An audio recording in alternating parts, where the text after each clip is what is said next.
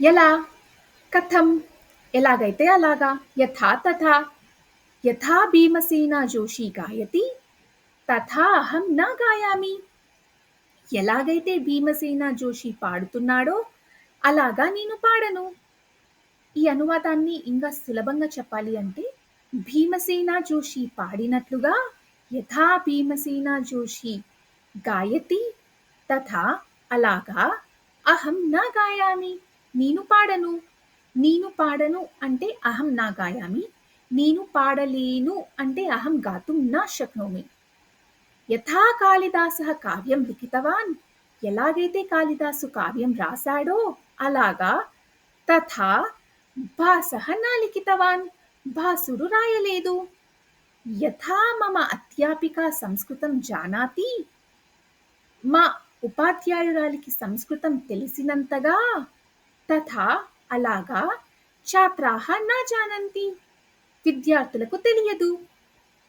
తథా ఈ పదం ప్రత్యేకంగా కూడా ఉపయోగించవచ్చు. ఉదాహరణకు, ఉత్తమం భోజనం ఖాదతు, ఉత్తమ ఆహారం తిను. తథా భవతః ఆరోగ్యం సమ్యక్ భవిష్యతి, అలా మీ యొక్క ఆరోగ్యం బాగుంటుంది. తెలుగులో పోలికను మనం ఎన్ని విధాలుగా వ్యక్తపరుస్తాము?